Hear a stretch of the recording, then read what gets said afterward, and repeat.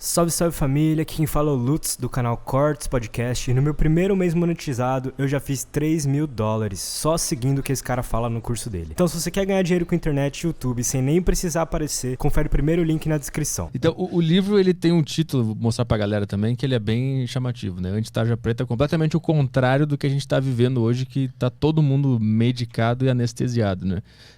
Por que tu quis lançar esse livro e provocativo dessa forma? O livro era para ser chamado Anti-Rivotril. A capa do livro é a capa do remédio, né? E uma conversa que a gente teve com a editora, a gente já sofreu um processo milionário pela Roche. Aí a gente optou, não vamos botar esse título não, que vai dar problema. A gente tem que ganhar muito dinheiro para pagar a indenização para a Roche. Então surge o Anti-Tarja Preta, mas o anti sempre esteve no projeto original do livro, que nasceu há 10 anos, fruto da minha experiência de consultório. E comecei a perceber, Arthur, que muitas pessoas que me procuravam no consultório não necessariamente estavam doentes mentalmente. Estavam sofrendo e queriam buscar nos medicamentos um anestésico, uma forma de viver melhor a sua vida difícil.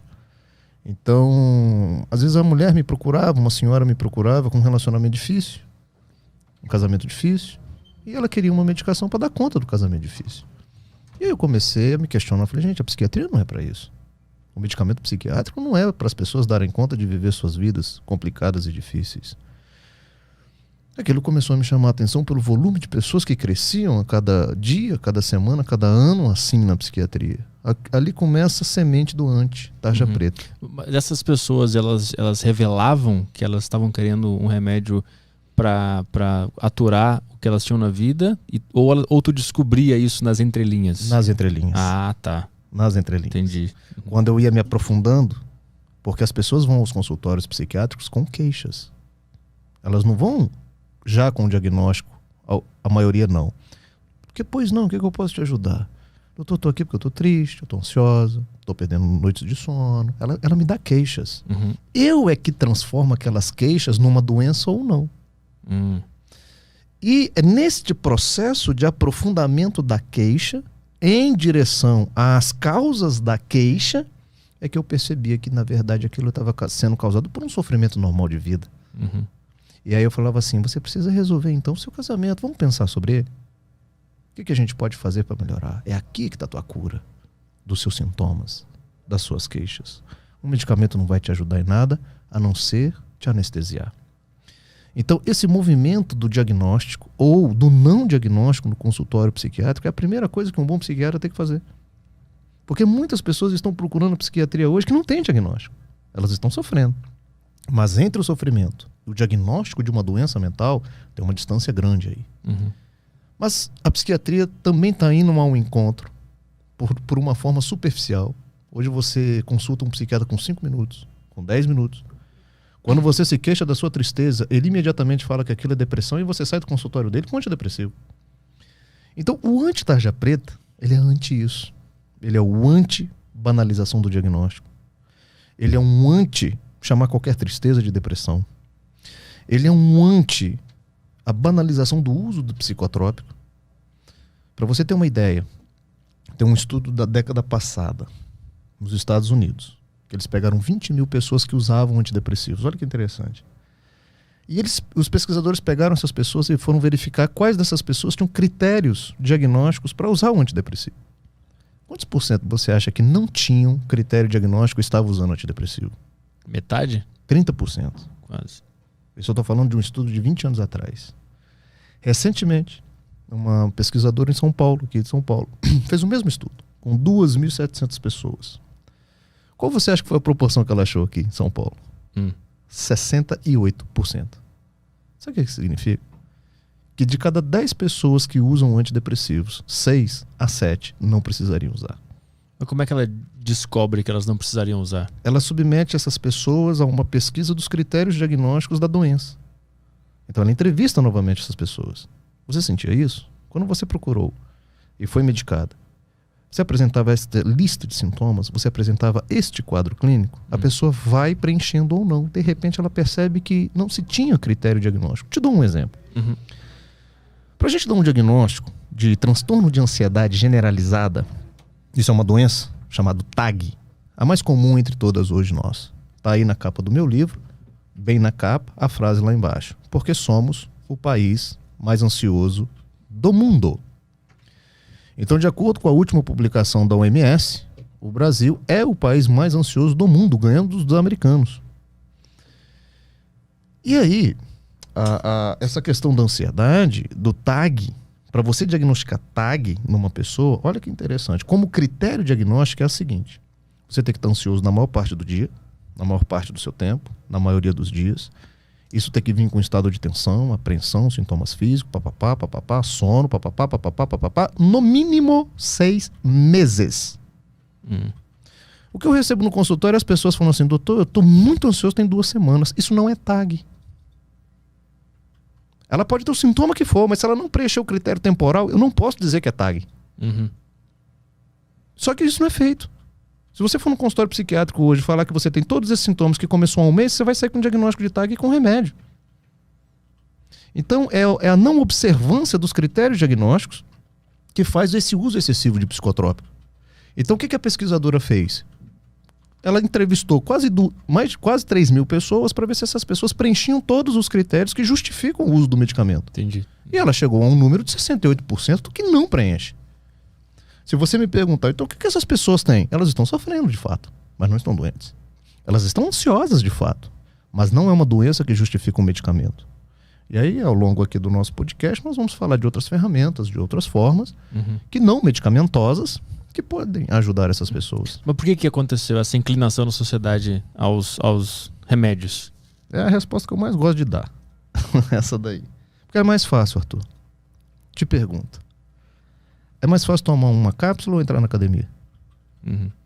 É mais fácil tomar uma cápsula de remédio ou fazer uma dieta para perder 10 quilos? É mais fácil tomar uma cápsula ou entrar num curso de yoga? É mais fácil tomar um remédio ou mudar sua vida, seu casamento, seu trabalho? Então nós estamos indo pelo caminho da facilidade, do menor gasto energético. Tem um filósofo, professor de filosofia da Universidade de Berlim, que escreveu A Sociedade do Cansaço. Fenomenal o livro dele. Estamos cansados, fadigados, esgotados enquanto sociedade. Por isso nós estamos procurando um caminho do menor gasto energético. Eu já estou cansado. Doutor, não me vem com esse negócio de atividade física, não. Eu estou um bagaço. Não vem com esse negócio de resolver os problemas. Não, para com isso. Eu não consigo nem viver a minha obrigação do dia. Tu me vem com 1 hora de academia? Que isso vai ser a revolução na minha vida? Não, me dá aí essa fluoxetina, melhor, vivo melhor. Essa é a resposta para a sua pergunta. Mas não existe também um movimento da indústria farmacêutica? Também de estimular. De querer manter o cara refém daquele remédio? E eu vou te falar como é que a indústria farmacêutica faz para vender mais, a estratégia dela. Ela pressiona órgãos que regulamentam a saúde, principalmente os critérios diagnósticos, para afrouxar o critério diagnóstico, para ampliar o critério diagnóstico, para colocar a gente mais doente que não seria. Exemplo, lembra que eu falei do TAG aqui? Que o critério diagnóstico temporal são 6 meses? E se esse critério for 2 meses? Mais pessoas estarão no critério, mais pessoas receberão o diagnóstico, portanto, mais pessoas serão medicadas. Então, há uma pressão para que se afrouxe, para que se amplie os critérios diagnósticos. Daqui a pouco todos nós receberemos um. Daqui a pouco todos nós tomaremos um remédio. Quem que está rindo à toa com isso tudo?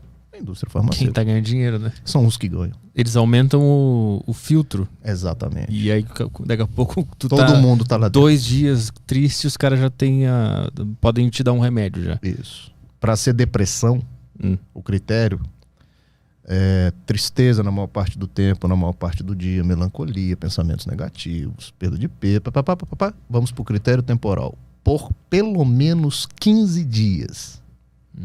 Então não é 2 dias de choro. E aí eu falo para você como é que banalizou as coisas. Eu falo assim para as pessoas: chora aí uns 3 dias seguidos. Fica mal uns 3 dias seguidos. A sua amiga vai falar assim: Mica, tô preocupada com você. Vai num psiquiatra. Ninguém mais pode chorar. Ninguém mais tem o direito de ficar triste. Já estão chamando isso tudo de depressão.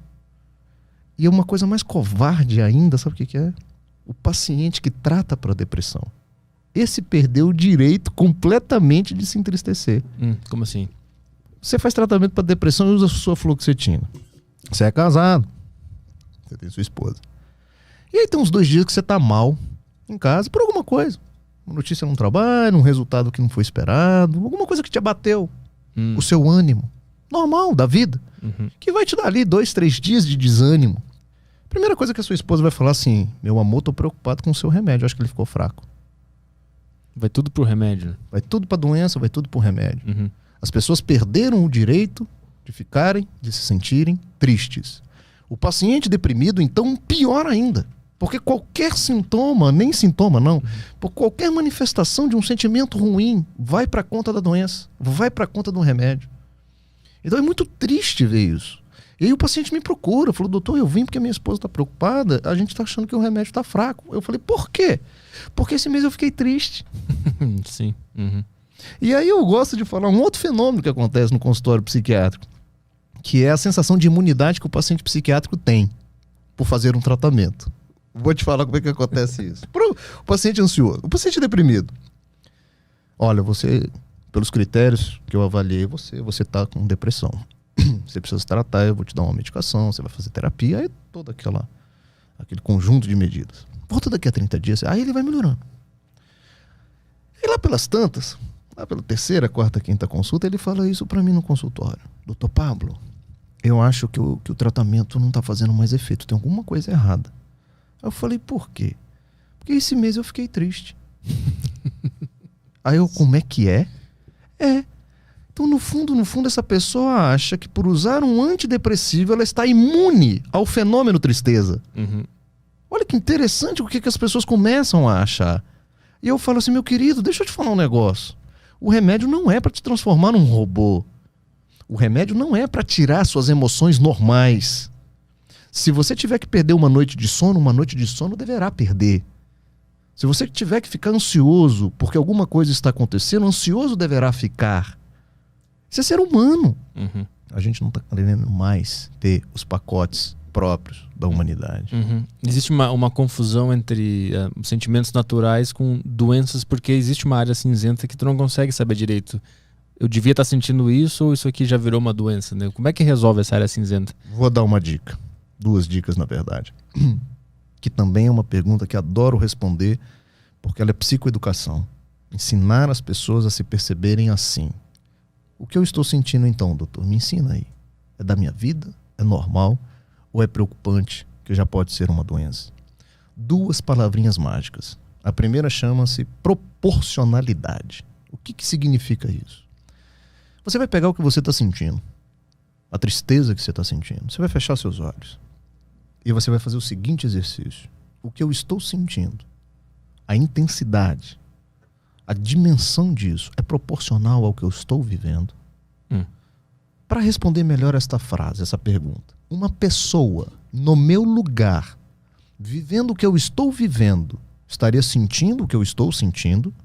Mas uma pessoa que esteja no meio do furacão, ela consegue estar com a cabeça clara para conseguir responder essa pergunta? Por isso que eu pedi para ela fechar os olhos, para ela sair um pouco, para ela ter um pouquinho de racionalidade naquele momento. Entendi. Então sai um pouquinho, pensa assim: essa tristeza que você está sentindo é porque seu filho está na UTI? Uma mãe com um filho na UTI estaria sentindo a tristeza que você está? Se a resposta for sim, Arthur, a resposta é normal. Porque a doença, ela mora na desproporção, no sentir fora do lugar. É a tristeza excessiva, é a tristeza que está demais. E a pessoa fala assim: eu entendi sua pergunta, doutor, eu estou doente. Porque isso que eu estou sentindo tá muito, não era para estar assim. É a tristeza sem motivos? Muitas vezes sem motivo. Ou às vezes pode até ter o motivo, mas ela é desproporcional. Não é para você acordar e dormir triste com isso que está acontecendo. Tem algum exemplo? Para ficar mais claro para a galera. Esse, por exemplo, da mãe que está com um filho na UTI, sim, fruto de um acidente de moto. Entre a vida e a morte. Essa mãe está abatida. Essa mãe está entristecida. Essa mãe, ela acorda preocupada e dorme preocupada, ela perde noites de sono. Mas isso não faz com que ela entre aí na segunda palavrinha que eu vou falar para você, chamada de funcionalidade. É o funcionamento da pessoa. A tristeza normal não afeta a sua função. Você consegue fazer. As pessoas estão vendo que você está abatido. Você está triste. Minha querida, meu filho está na UTI entre a vida e a morte. Mas ela está funcionando. Ela consegue ir numa padaria, comprar o pão, ela consegue se alimentar. Entendi. Ela consegue viver. Às vezes, muitas vezes vai até o trabalho. Todo mundo está vendo que ela está triste. Mas ela consegue funcionar. A depressão, por característica e por diagnóstico, obrigatoriamente tem que afetar a sua função. Perder um dia de aula, perder um dia de trabalho. As suas relações sociais já estão comprometidas. Você tinha 5 amigos, agora você não sai mais com ninguém. E ela vai comendo pelas beiradas. E aí a pessoa chega assim e fala assim para mim: doutor, eu sou advogado. Eu costumava fazer 10 ações por semana. Semana eu consegui fazer 2. Minha cabeça está péssima. Minha memória, a velocidade que eu penso está bem diminuída. Eu não estou conseguindo mais produzir como eu produzia. Bingo. A depressão mora aí. A tristeza normal, você consegue viver. Você vai. Você vai na audiência. Você consegue ir na sua aula. Então, essas 2 palavrinhas ajudam a gente tirar essa zona cinzenta entre a normalidade e a patologia. Porque se eu sou um médico que critico a banalização do diagnóstico, de chamar qualquer tristeza de depressão, por outro lado, eu não sou negacionista da doença mental. Eu defendo a existência da doença mental e a necessidade do seu tratamento. Porque muita gente me pergunta isso com o título do livro Anti-Tarja Preta. Eles acham que eu sou negacionista. Entendeu? Dr. Pablo é louco. Tem tanto estudo mostrando que a doença mental existe e ele vem com esse título aí para perturbar mais ainda o povo. Eu falei, não. Se você ler a contracapa do meu livro, você vai entender que eu transito entre essas 2 posições. A de criticar o uso abusivo, desnecessário de psicotrópico. Mas, ao mesmo tempo, eu reafirmo a necessidade do tratamento medicamentoso das doenças mentais.